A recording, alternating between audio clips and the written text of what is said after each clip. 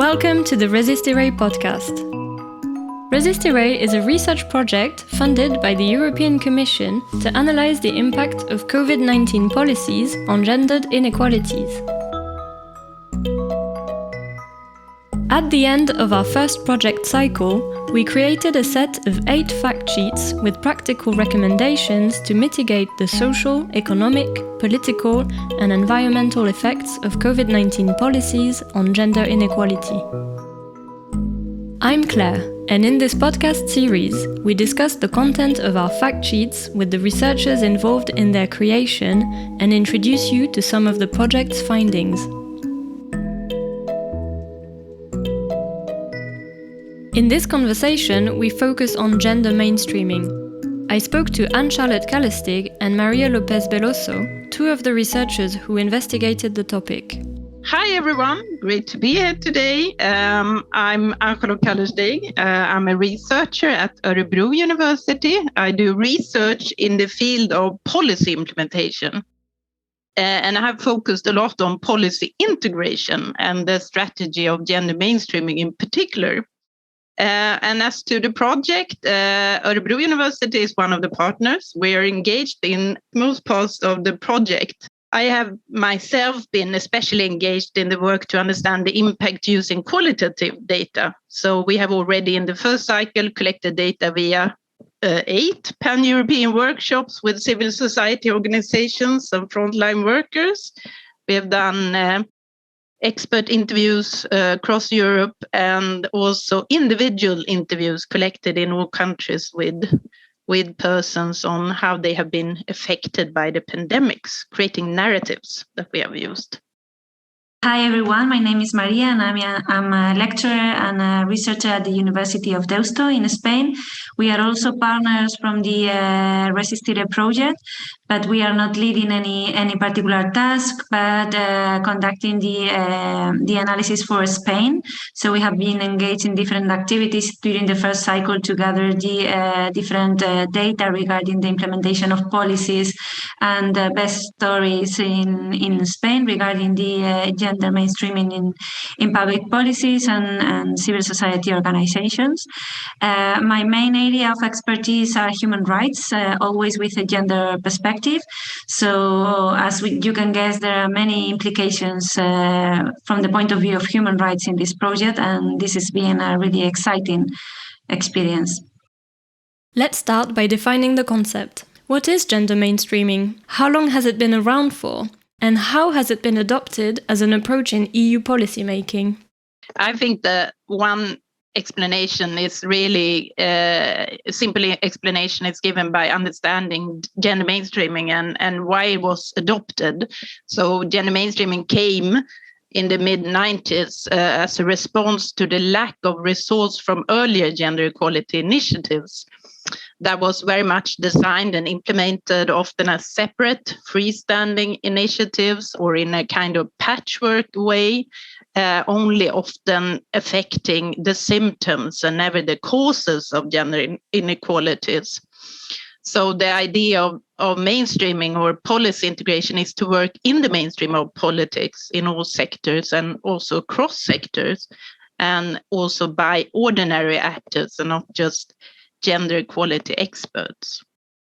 Yeah, that's right. I mean, as Lotta mentioned, this is coming from the Beijing conference in the 1995, and after that, and after realizing the need of ensuring gender equality as a primary goal in different areas of society and economic development, in July 1997, the United Nations Economic and Social Council defined the concept as such, and the formal definition is about a process of assessing the implications for women and men in any planned action, including legislation, policies, or programs, and in any area and at all levels. So as you can see, it's a very transversal process.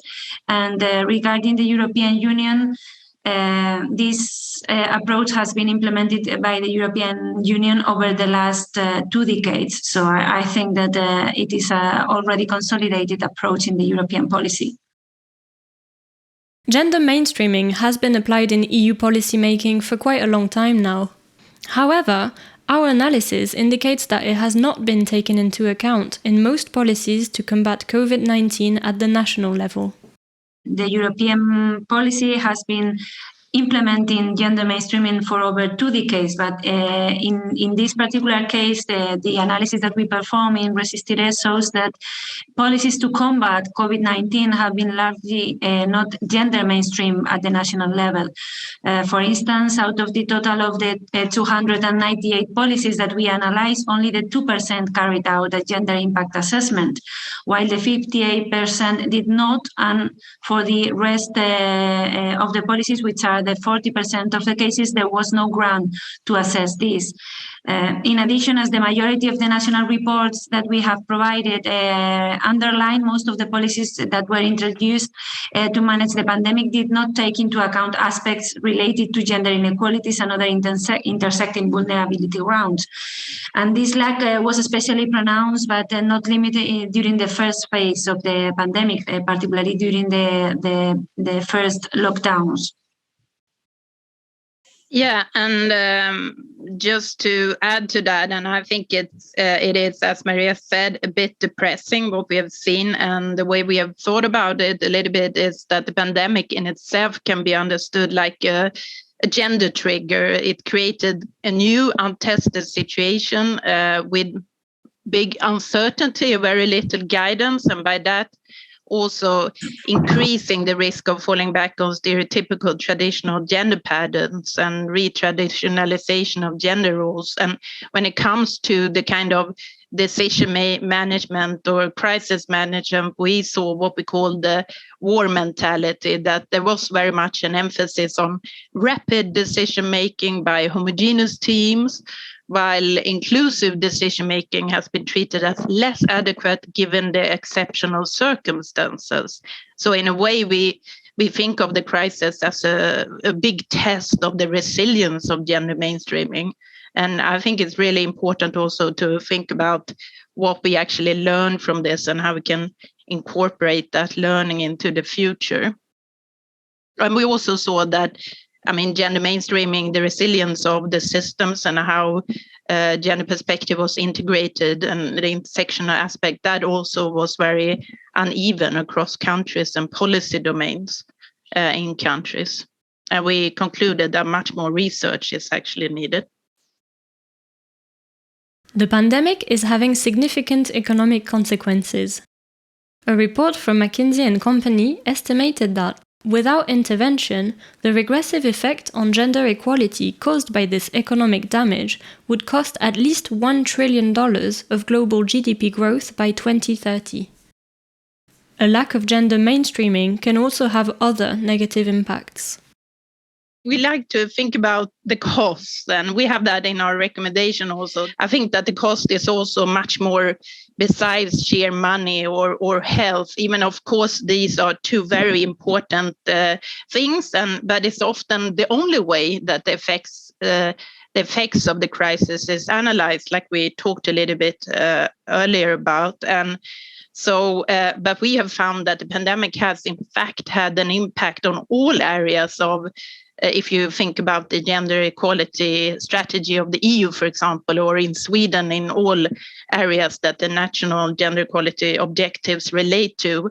And according to the World Economic Forum, their global gender gap report last year, they say that in fact one more generation of women have to be added and will have to wait for gender parity to occur. So closing the global gender gap has increased from 100 years to 140 years. So that is a 40-year setback actually from the pandemic in all areas with tremendous costs. Even in such a complex negative situation, there's always hope. Within RESISTIRÉ, we showcase better stories, a term taken from Dina Georgis to describe inspiring initiatives from policymakers and civil society. It was a specific approach that we took in the project, not only focusing on what was missing, but also highlighting the so-called better stories that are promising practices that we have identified to show how a given societal situation can be improved by existing practices that can inspire other actors, right? And in this case, let me take the opportunity to highlight one particular Spanish better story, which was the urgent measures for the protection and assistance to victims of gender-based violence.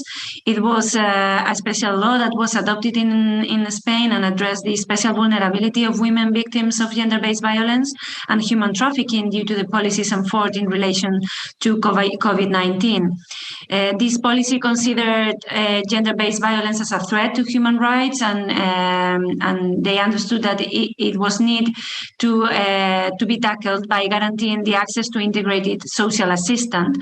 So this law aimed at maintaining and adapting existing services and organizational measures, as well to adapt the models for provision. To this end, such services were declared essential, and the law explicitly stated that these services should be guaranteed to all women, regardless their ethnicity, socioeconomic level, age, or status. So in this particular case, we can notice that it was a clear intersectional approach to the protection of women.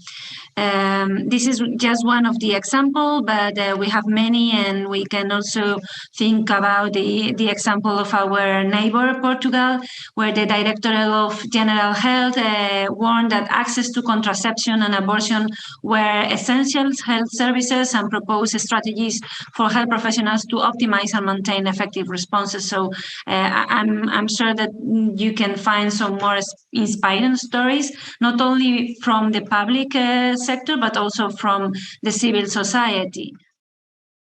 One of RESISTIRÉ's goals is to provide policymakers with practical recommendations to mitigate the impact of COVID-19 policy responses on gender equality.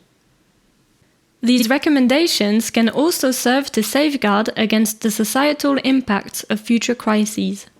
I think that, yes, given all this we know from the lessons learned, we know from the crisis or studies now, and I think it's very important to think ahead. I think what we have seen is that gender mainstreaming needs to be really firmly incorporated into crisis management. We are going to face other crises in the future. We're already facing crises such as the climate crisis.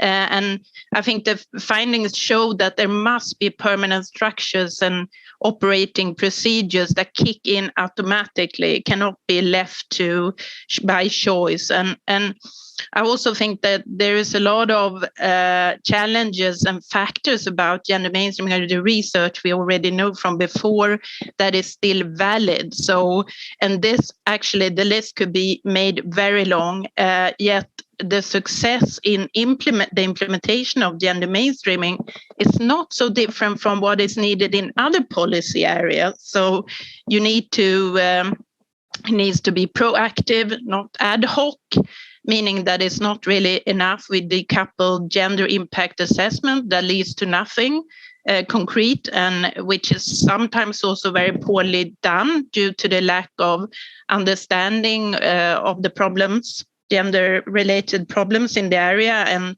gender-related statistics. I think it's really important that management actively steers the work, meaning that not just that they say it's important, but they actually also demand to see a resource from it, that you allocate necessary resources, that you monitor, evaluate the work. I also think, besides from this more top-down steering perspective, it's really important that you have active participation by the actors who actually work in the areas, and that you get their engagement in it. You need to have long-term strategies, and as I said, intersectional analysis, gender plus data. And I think one of the things María also emphasizes, I think is really important that you focus also on the better stories, the positive things. And I think that's one of the great things with the RESISTIRÉ project, is that we try to systematically learn from the promising practices that we can see and develop from them. If I may add to that, I would say that what the RESISTIRÉ project also shows is that scientific research is needed, but not only in the so-called traditional scientific fields, but also in the social sciences and humanities. And I think that the work that we have been doing with the different national researchers in the network and all the data that we have been able to gather and to provide in a very limited time is a clear sign of the need of support and fund also this kind of projects, because we are also part of the scientific community and we are making a significant contribution to the understanding of the pandemic. And as Lotte was saying, this has been, hopefully it's almost over, a health crisis, but there are other crises that we have to deal with, not only the environmental crisis, but also the migration crisis and other societal crises. And we need the inputs from the scientific field and the social and humanities fields for that. As we've seen today, the need to provide rapid responses in a time of crisis often overshadows the consideration of gender inequality issues. With the pandemic now in its third year, it is crucial to make sure that these issues are brought back to a more central place in policy making. Fortunately, we've seen examples of this already in action. More recommendations are available in our first fact sheet. A huge thank you to our guests for speaking to us today. You can find out more about the project and everything we discussed in this episode on our website www.resistiré-project.eu. You can also follow the project's news on social media. We're on Twitter at resistiré_EU. You can also find us on LinkedIn, Facebook and Instagram. In the next episode, we will discuss women's representation, diversity and inclusion in decision making. See you next time!